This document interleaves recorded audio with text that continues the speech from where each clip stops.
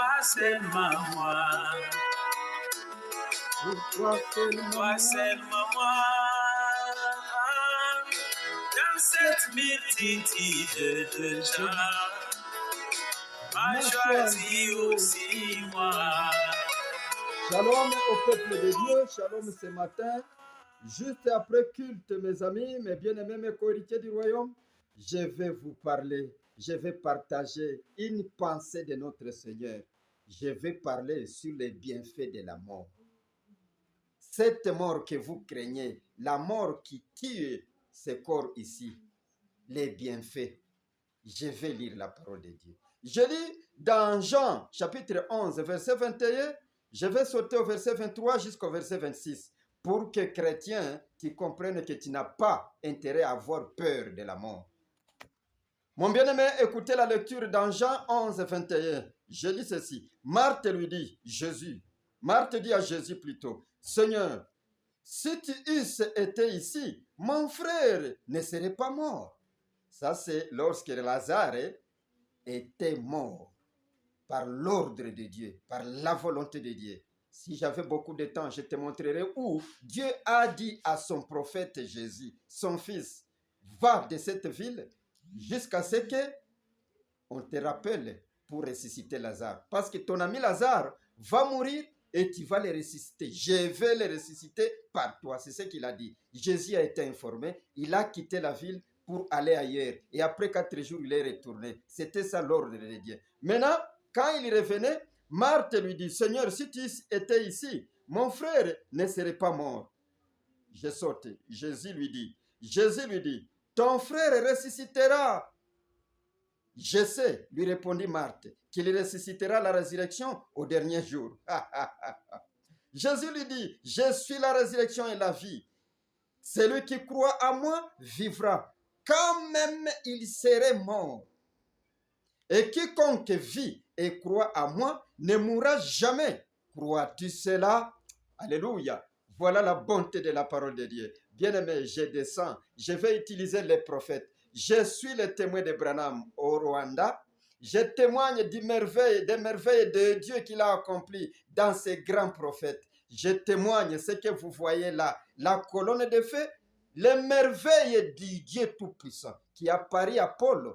Le même Dieu qui est revenu prendre cette chair humaine, les fils de Charles et Ella, pour qu'il se dévoile à l'humanité. Je témoigne cela. C'est pour votre intérêt. Que tu connaisses aussi Branham. Et là, c'est la vie. Les anciennes choses sont passées. Écoutez, je descends. Pourquoi Jésus a dit cela à Marthe? Celui qui croit à moi, celui qui est vivant et qui croit à moi, ne sera pas mort.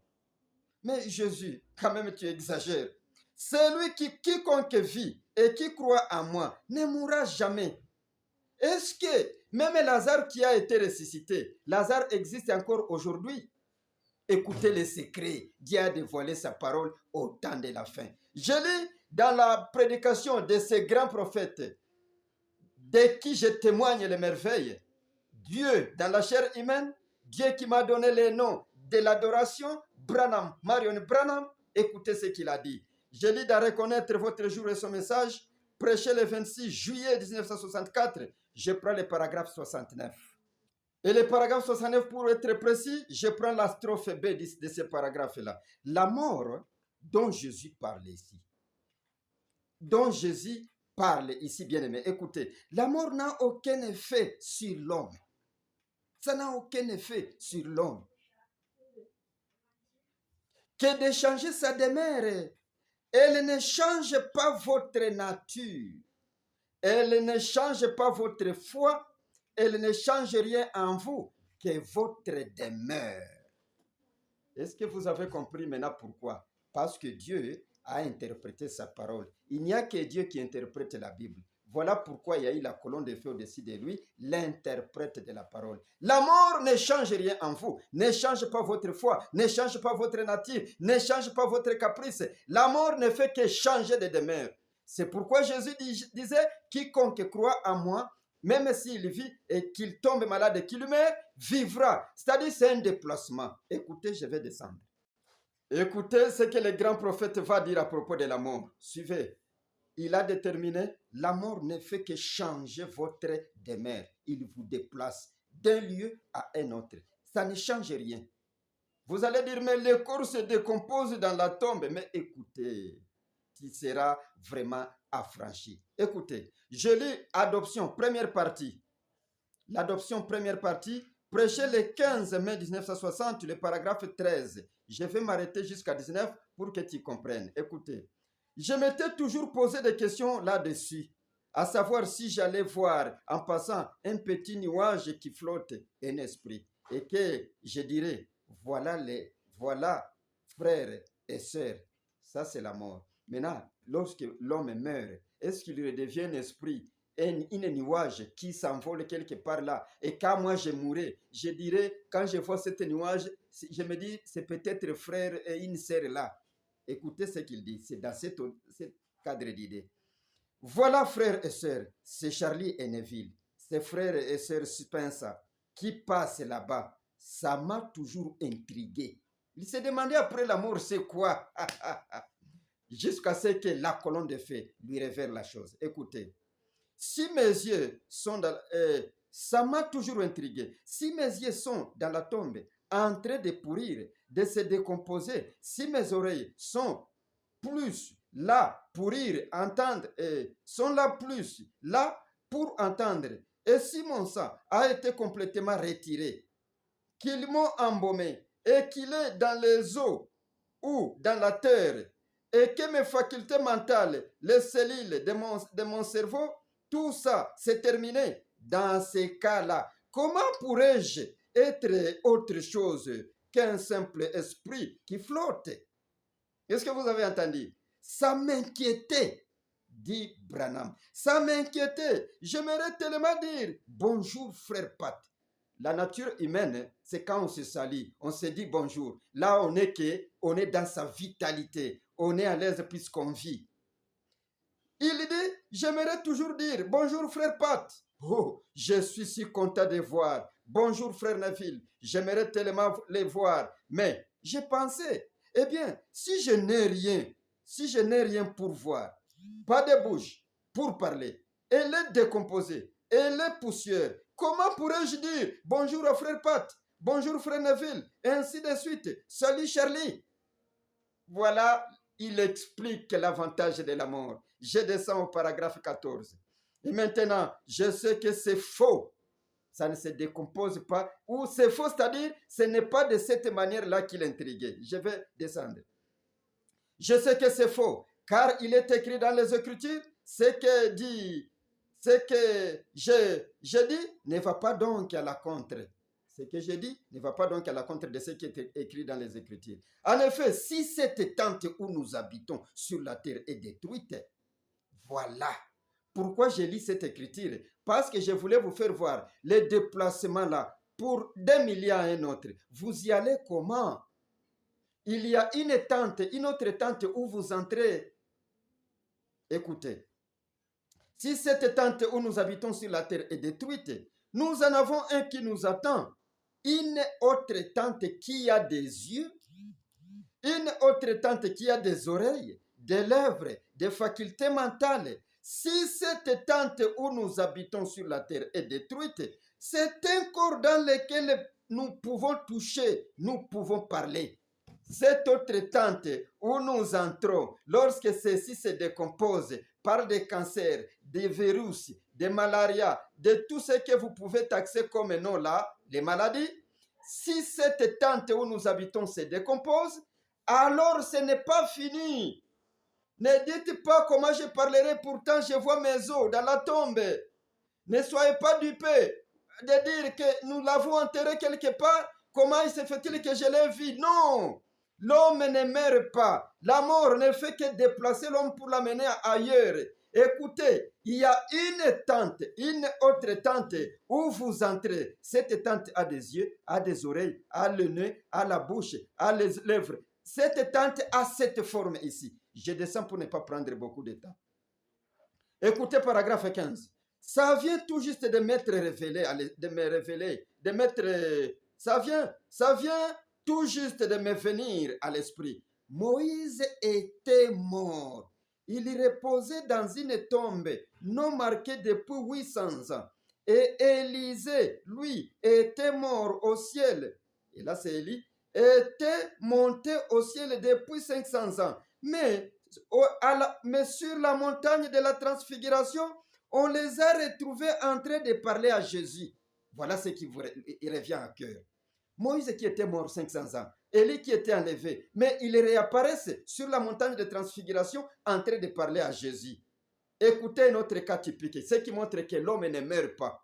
L'homme se déplace d'un lieu à un autre. Vous allez dans un lieu spirituel, mais vous êtes encore les mêmes. Écoutez le paragraphe 16. Samuel était mort depuis au moins 3 ou 5 ans, quand la magicienne d'Andor l'a fait revenir. Elle est tombée la face contre terre et elle a dit, tu m'as trompé Saoul, tu es Saoul et toi. Et là vous lirez dans 0:28 je pense. Parce que je vois de Dieu. Elle était païenne, hein? Vous voyez, elle ne savait pas ce qui s'est passé. Elle était païenne, voyez-vous. Je vois de Dieu qui monte. Saoul ne pouvait pas encore le voir. Quand la magicienne d'Andor l'a fait monter Samuel, Saoul n'était pas en train de le voir. C'est maintenant la magicienne qui tombe, qui dit Saoul, tu m'as trompé, tu m'as dit d'appeler un Dieu, tu m'as dit d'appeler quelqu'un, Samuel, et pourtant toi tu t'es déguisé, tu es Saoul. Il a commencé à reconnaître Saoul qui s'était déguisé. Et tu connais l'histoire de Saoul, parce que Dieu l'avait privé des prophètes, des prophéties, des songes, ainsi de suite. Et lui avait déjà chassé les magiciens, chassé les féticheurs plutôt, écoutez. Saoul ne pouvait pas encore les voir. Alors il a dit, comme Saoul n'avait pas vu Samuel qui montait, c'est la magicienne qui a vu Saoul. Et Saoul lui a dit, de quoi a-t-il l'air? Le Dieu là, l'homme là qui monte, de quoi a-t-il l'air? Décris-les-moi. Ah, elle a dit, il est maigre et il a un manteau sur l'épaule. C'est comme ça qu'était Saoul quand il était sur la terre. Il est maigre, il a un manteau sur l'épaule. Il a dit, c'est Samuel, le prophète. Fais-le venir ici devant moi. Je vais vous faire remarquer que Saoul n'avait absolument pas perdu sa personnalité. Alléluia. Il était toujours prophète. Il a dit à Saoul exactement ce qui allait arriver le lendemain. Ah, bien-aimé, la mort ne change rien. Ça vous déplace tout simplement. Alors, vous voyez, la mort n'est pas un amoindrissement complet de nos facultés. Alors que nous nous pleurons, que nous gémissons et que nous nous lamentons sur la tombe.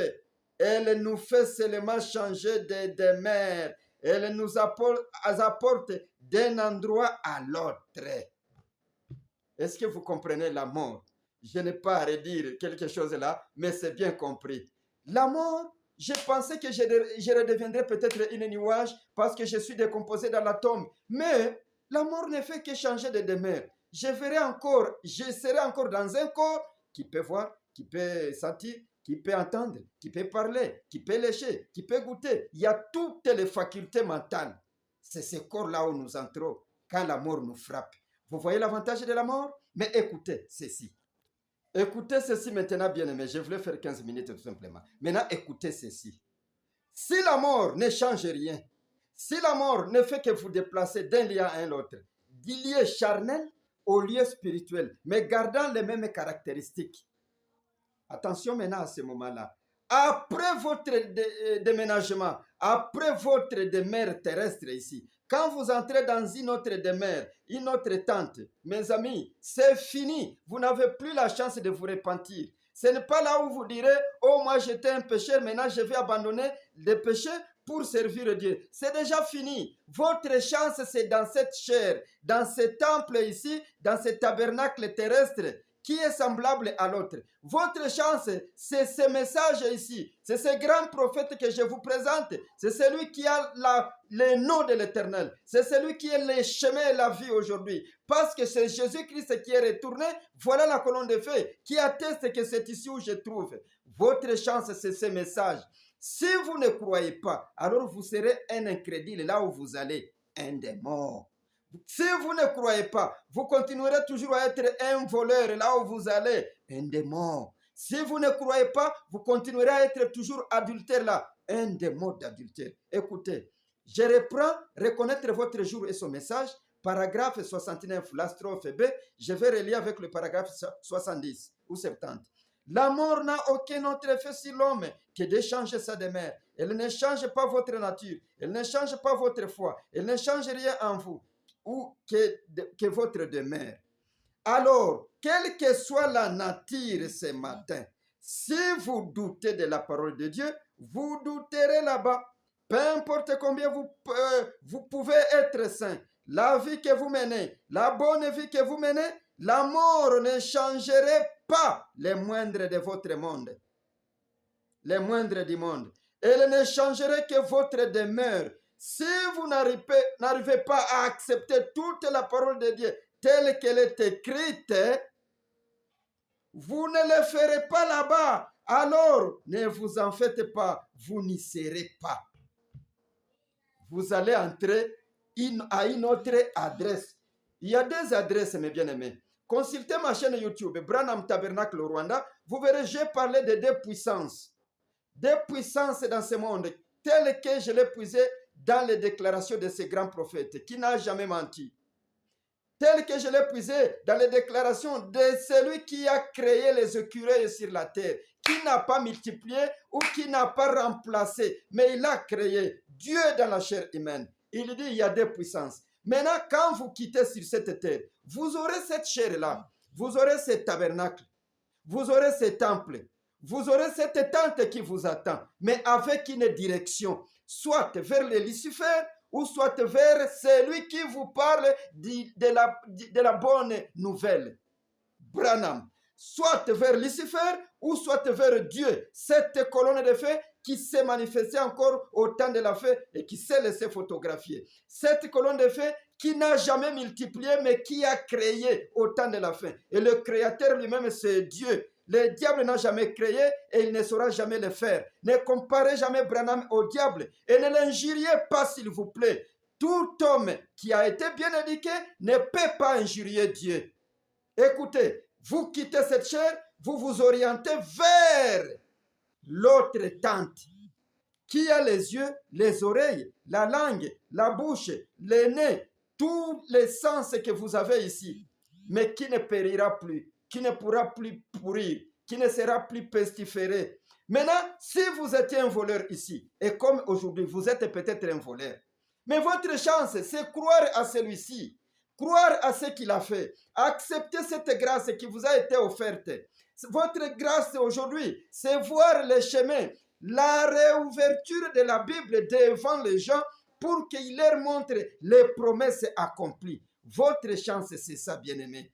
Il dit ici, dans ce paragraphe ici, alors ne vous en faites pas, vous n'y serez pas. Vous ne serez pas de l'autre côté où il y a la paix, où il y a la vie éternelle. Vous serez de l'autre côté de Lucifer, où vous allez entendre votre malédiction et le temps de fin. Si vous n'arrivez pas à accepter toute la parole de Dieu telle qu'elle est écrite, c'est-à-dire les promesses de la Bible, que disent les promesses de la Bible? Au temps du soir, Dieu paraîtra encore sur la terre. Au temps du soir, il y aura un prophète qui manifestera les œuvres de Jésus. Au temps du soir, il y aura un prophète, un vainqueur, sur qui Jésus écrira son nom. Au temps du soir, Jésus révélera son nom à travers ses prophètes. Au temps du soir, Dieu et l'homme deviendront un pour qu'il se présente encore à l'humanité. Et au temps du soir, Dieu nous a donné son nom. Ce grand prophète que vous voyez ici, il n'a pas donné son nom propre, mais il a donné les noms de l'Éternel, parce que c'est sur lui qu'on a écrit les noms. Et ce nom-là a été révélé dans les 7 tonnerres. Branham, Marion Branham. C'est ça, consultez les messages. Nulle part, vous verrez, Dieu n'a jamais été adoré dans le nom d'un homme. dans le nom d'un prophète. Et aucun prophète n'a jamais accepté d'être adoré. C'est pourquoi Branham les blâmait. Jusqu'à ce qu'il lui donne le nom de l'Éternel, il nous dit, Marion Branham est le signe éternel qui m'a été donné à la montagne. Maintenant, quand vous priez, vous devez appliquer les signes donnés à la montagne Branham et Piquet, parce qu'il n'y a plus autre moyen d'être exaucé. Ce n'est pas Branham qui priera pour vous. Il ne le fera plus. Il a été sur la terre comme étant l'intermédiaire entre les morts et les vivants. Mais il est parti. Quand il est allé, il n'existe plus sur la terre. Il a fini sa mission, il est rentré. Maintenant, il a laissé les signes éternels. Ces signes éternels-là, c'est les noms que Dieu a donnés à la montagne Branham et Piquet à travers ses grands prophètes, Branham, Marion et Branham. C'est ça le seul moyen pour vous d'être exaucé et d'entrer là-bas juste après la mort. Bien-aimés, si vous ne faites pas ça, je vous conscientise, vous allez perdre votre chance sur la terre. Quand vous aurez revêtu cette autre tente-là, il n'y aura plus de choix devant vous. Le seul choix que vous aurez, c'est vous orienter vers là où vous avez travaillé. Si vous étiez pécheur, ne vous détrompez-vous, vous n'y entrerez pas. La seule chance que vous avez, c'est reconnaître Branham. Si vous ne le reconnaissez pas, je regrette. Mais voilà votre chance. Pouvez-vous dire, dès aujourd'hui, je veux savoir qui est ce prophète, pourquoi la colonne de feu au-dessus de sa tête, pourquoi il a créé, pourquoi il a multiplié, pourquoi il a prêché la Bible en entièreté, pourquoi il a ressuscité les morts, pourquoi il a fait le discernement. Si vous arrivez à penser à cela, agenouillez-vous, demandez à Dieu. Vous pouvez dire, le témoin de Branham m'a dit que c'est toi la colonne de feu qui est au-dessus de cet homme. Je parle à toi en ton nom saint. Je veux savoir qu'est-ce que tu as fait sur la terre et tu seras exaucé. Si seulement tu répètes Branham, Marion et Branham. C'est ça votre chance. Shalom.